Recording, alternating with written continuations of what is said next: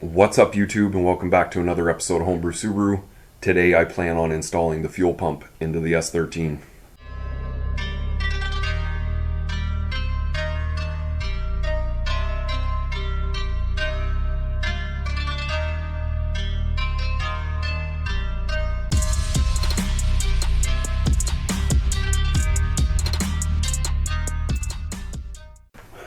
So what's up everyone? This past week I've taken quite a bit of time and started cleaning up my garage quite a bit and organizing, but I had all the interior parts kind of sitting in here, and I was hoping I was going to have a really nice day outside to do this work outside, but it's not going to be that way. It's raining again, so I made some room, going to back in the car and start by trying to install the fuel pump that I have. So I'm just going to kind of jump right into this. If you are doing a fuel pump or trying to wire in a direct relay, you are going to at least have to remove the carpet or peel it back up to the rear seat, and that will allow you to access the fuel pump. 4 bolts, obviously 2 have been previously broken off, I guess. So someone's kind of put in a tapping screw there, and it looks like 2 of the actual original bolts are still in this cover holding it on. So I will pop that off and get to the sending unit. I have already been playing with the wiring. So this blue wire with red stripe is the ground for the fuel pump, and the white wire with the purple stripe is positive for the fuel pump. So we'll be playing with those 2 wires to kind of mount it up to a relay up in here so that I can actually switch on and off the fuel pump directly from the dash. But first things first, pop the cover and see what we have underneath.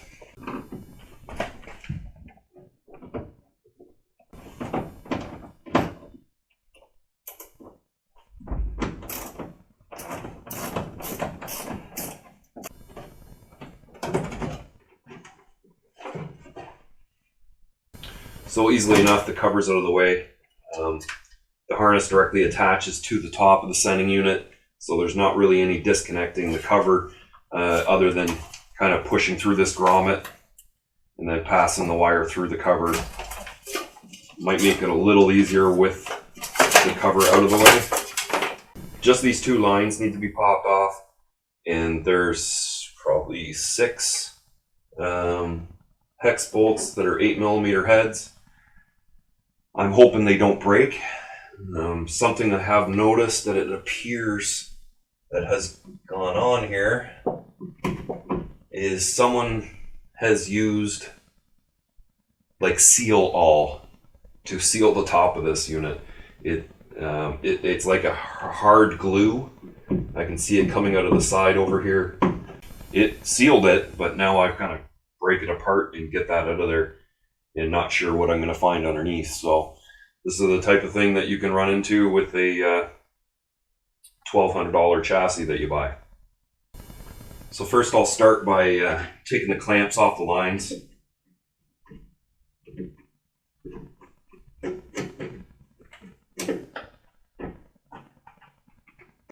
Got these round hook nose pliers. Sometimes you can just grab a hold of these guys and start giving them a good twist. As long as you get them moving, lightly grasping it and then just pushing it back should get it to come off. Be careful, fuel pressure.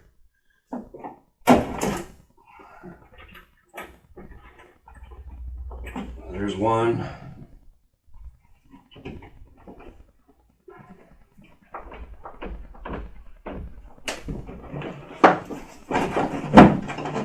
There's 2. You don't really want to lose these guys, but the sending unit might not actually come up out of the way very easily with them in the way, so just kind of you tuck them underneath just slightly. So now we can get the bolts out.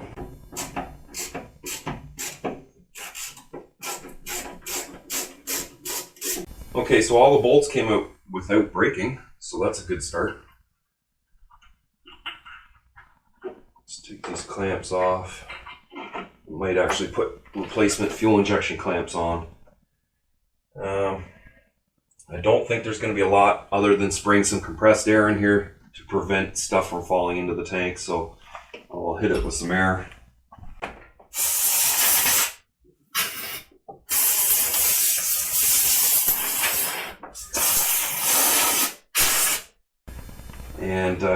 really don't know how well this stuff's going to hold on or if it's just going to crack loose. Oh, just crack loose, nice and easy.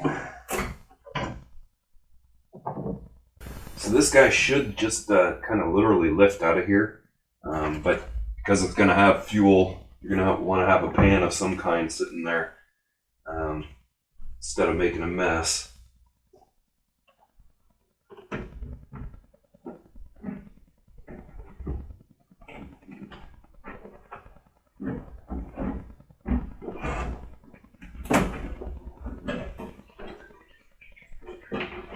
You want to be careful of the arm for this, the actual gauge.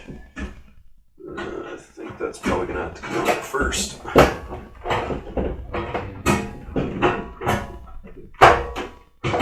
Maybe not.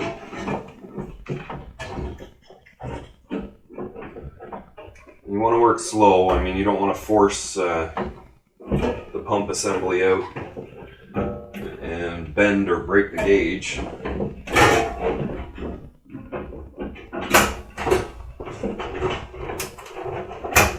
Just work slowly, not applying too much pressure to the float. And there the fuel pump is out. Just set it over into the pan.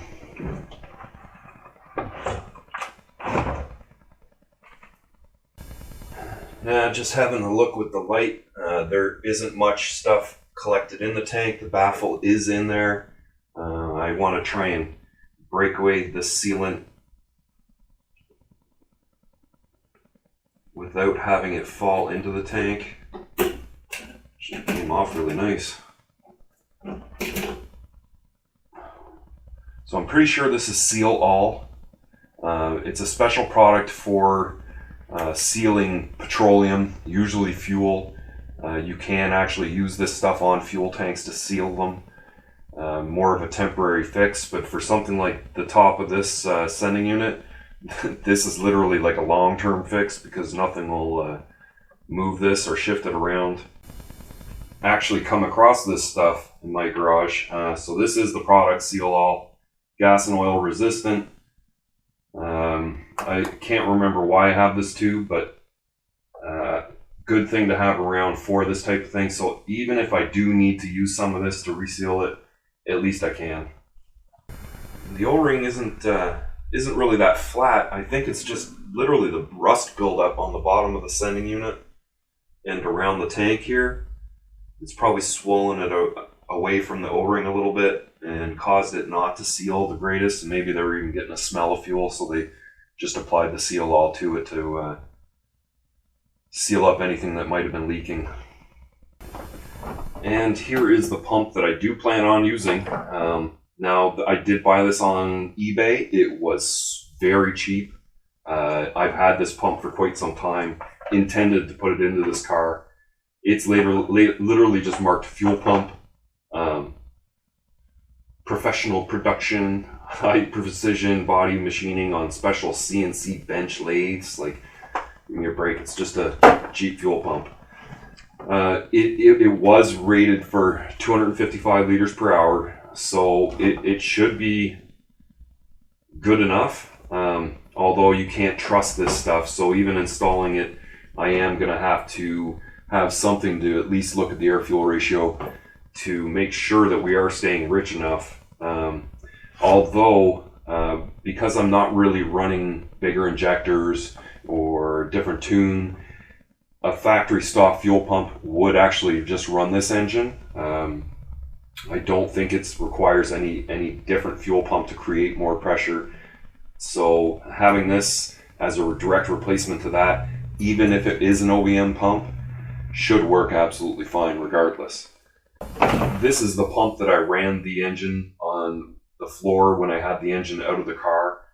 So it still has the lines hooked up to it from when I had it all installed on the engine.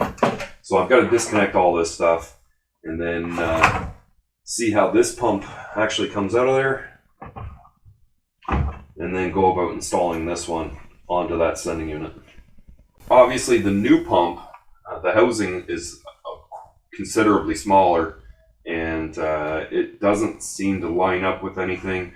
This has an electrical connector, which these are just terminals that are screwed on. So there is going to be a couple little changes to make here, but nothing too serious. But first things first, to take the electrical and the hose off of the pump, and then it should literally just pry down this plate and be able to just lift the pump out of there. This one little screw's being such a little pain. I put the vice grips on it.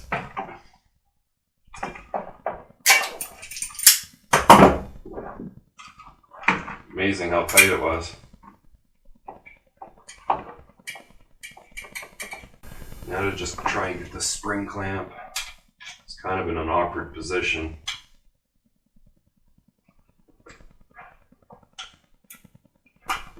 There we go. And then the housing should just the pump should just kind of pull out of the housing like that. Now this bottom grommet, actually it looks like it deteriorated, but it's just crazy deformed.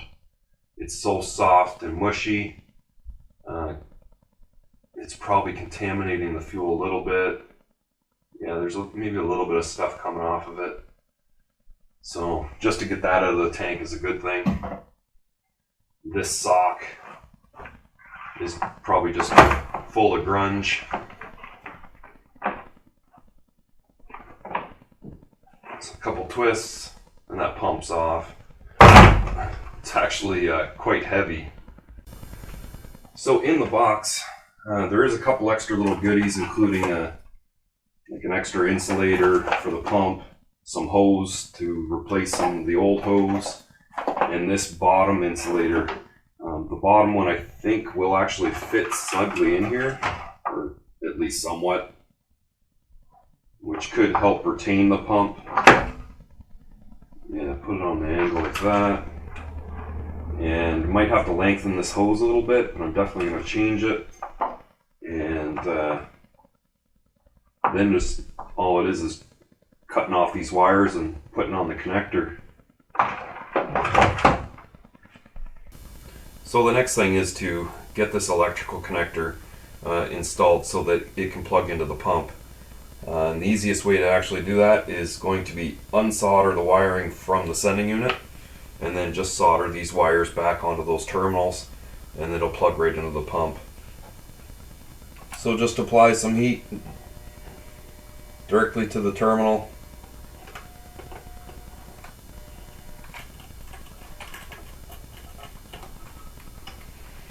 And eventually the wire will pull out.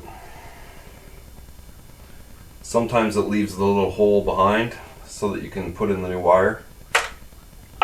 All I'm going to do first is just get the wires to poke through the terminals, and then I'll go over and clean them up and put a little extra solder.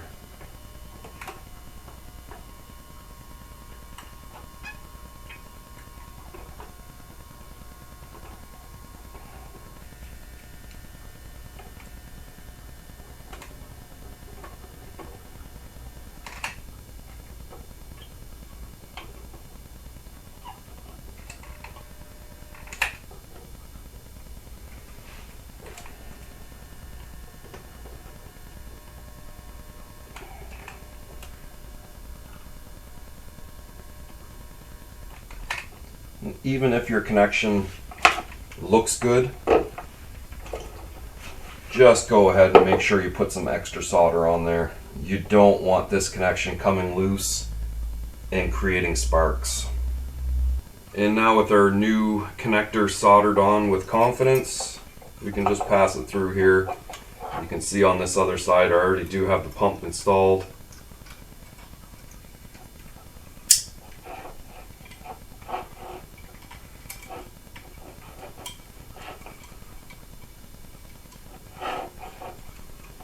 Just straighten up the wiring a little bit. I did go ahead and install a new hose and 2 new fuel injection clamps. I used the lower insulator, which is being retained in place. The hose really holds these small pumps in place, but just having that bottom piece on there can cause a little less vibration, I guess. As well as I put a zip tie all around. I used another section of the other insulator on the top here, just in case it was going to rattle. And now that thing's firmly in place. The hose is on, connection is on, sock is on, and basically we're ready to install this. I did get the O-ring out. It's not torn, it's not heavily deformed. It took me about 10-15 minutes to get all that seal all out of there. It's almost like fiberglass resin, like a really thin layer of it that's still quite flexible, but it took a time to try and peel it out of there, keeping it out of the fuel. So the O-ring sits right in place. It didn't really bulge out over on this side very well, so all I did was reach my hand in here and pull up on the tank a few times just on that edge, and it seems to bulge out a little bit better. I have a feeling that someone used the seal all because they smelled what they thought was fuel, and they even siliconed around the cover, but I've got a feeling it was exhaust fumes because there's a lot of holes for drainage in the body and just being able to come in back through the taillights with no interior. I think exhaust fumes were more than likely making the way into the car, making the previous owner thinking it was fuel. So I've got some anti-seize. I'm going to put a little bit of anti-seize on these small little bolts and drop the pump in and bolt it in place. Okay, the fuel pump's fully installed. All the bolts are in. You don't want to over tighten those little bolts. They'll snap right off. Some new fuel injection clamps, and because I have the wiring already kind of hooked up, I at least want to test this before putting the cover on.